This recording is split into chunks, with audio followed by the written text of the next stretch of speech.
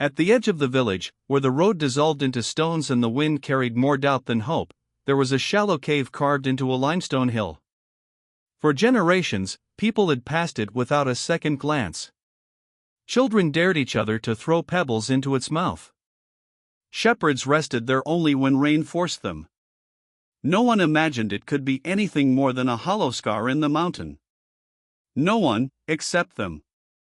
When Elias and Mara first stood before the cave, winter had already tightened its grip. January snow covered the fields, trees stood naked, and the earth slept under frost. The village stores were thinning, and everyone knew that nothing grew in January. Nothing living, nothing green. It was an unspoken law of the land. So when word spread that the couple planned to turn the cave into a garden, laughter followed swiftly, sharp and cruel.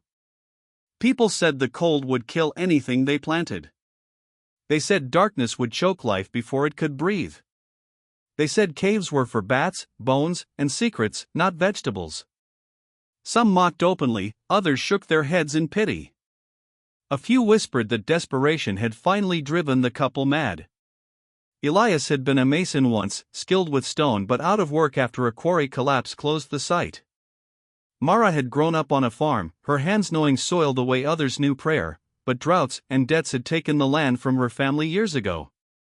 They had little money, no greenhouse, no modern equipment. What they had was an idea that refused to let go.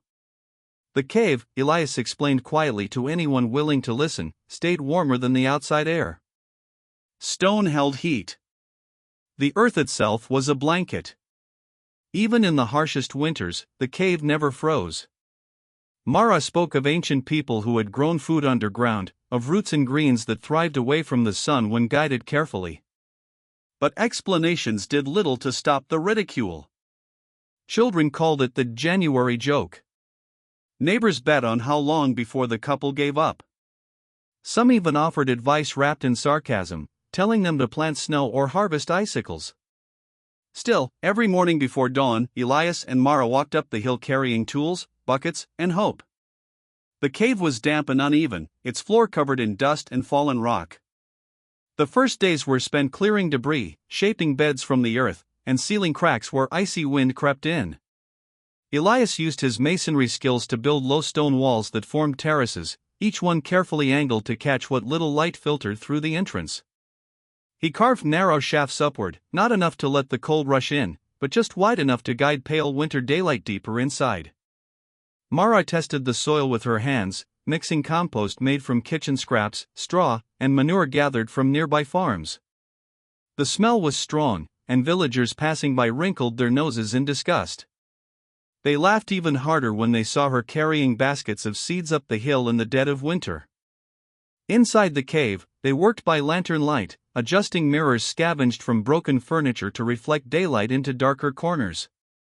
At night, they lit small clay lamps, not for warmth but for consistency, creating a rhythm of light and dark that mimicked the natural cycle plants needed.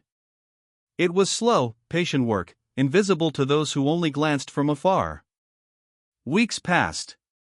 Snowstorms came and went. Mockery continued. People asked Elias if he had harvested anything yet, grinning before he could answer. He only smiled back and kept working. Mara's hands grew rougher, her back aching, but she spoke softly to the soil, as if it could hear her encouragement. Then, one morning in mid-January, something changed. Mara noticed it first. A tiny curl of green pushing through the dark soil. She froze, breath caught in her chest, afraid to move in case it vanished. But it didn't. It stood there, fragile and defiant. By the end of the week, there were more. Pale at first, then slowly deepening in color as they adjusted mirrors and light. Spinach leaves unfolded like secrets being told. Lettuce heads formed tight and crisp. Herbs released faint scents that mixed with the damp stone air. Roots thickened beneath the soil, unseen but alive. The cave, once empty and mocked, began to breathe. Elias laughed out loud the day he realized they would actually harvest something. It echoed off the cave walls, a sound that carried years of frustration and disbelief. Mara cried quietly, pressing her forehead to the stone, whispering thanks to a place everyone else had dismissed. They did not announce their success. They waited. By late January, the garden was undeniable. Baskets filled with fresh greens sat near the cave entrance. The color alone seemed unreal against the white snow outside. When a neighbor finally saw Mara carrying a bundle of spinach down the hill, he thought it was a trick. Word spread fast, faster than the mockery ever had. People climbed the hill, curiosity replacing laughter. They stood at the cave entrance, stunned into silence by the sight inside. Where they expected darkness and failure, they found life. Rows of green thriving in winter. Warm, earthy air brushing their faces. Proof that something they believed impossible was happening before their eyes. Some asked questions, cautious and embarrassed. Others apologized outright. A few said nothing, their pride struggling with awe. Elias and Mara welcomed everyone, explaining patiently how stone stored heat, how light could be guided, how patience mattered more than perfection. They spoke not with triumph, but with calm certainty. The first harvest was shared. Mara insisted on it. Baskets of fresh vegetables appeared at doorsteps that same evening. Families tasted green food they hadn't eaten in months. Children who had laughed the loudest now chewed quietly, eyes wide, as if eating something magical. What changed was more than winter diets. People began to look at the land differently. The cave was no longer a joke, it was a lesson. Others started experimenting, digging cellars, insulating sheds, thinking beyond the old rules they had never questioned. Elders spoke of forgotten methods their grandparents once used, stories long dismissed as myths. Elias was offered work again, this time not in a quarry but helping reinforce cellars and build underground storage for neighbors inspired by what they had seen. Mara began teaching small groups how to prepare soil, how to read plants, how to listen instead of forcing. The mockery faded, replaced by respect, then admiration. But what mattered most to Elias and Mara was quieter than that. On cold January evenings, they still climbed the hill together, lanterns swinging, breath visible in the air. Inside the cave, surrounded by growing things, the world felt warmer, steadier, kinder. They had not just grown food in January. They had grown belief. Belief that limits were often inherited, not tested. Belief that nature held more answers than people assumed.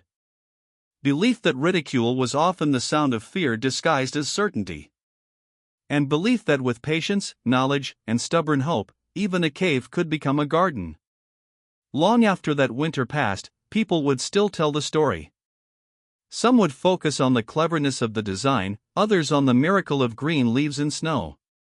But those who truly understood knew it was never about the cave at all. It was about two people who refused to accept that January meant nothing could grow, and who proved, quietly and steadily, that life finds a way where belief allows it. And every year after that, when winter returned and fields lay silent, a soft green glow shone from the hill, reminding everyone who saw it that the impossible often waits just beneath the surface, ready to grow.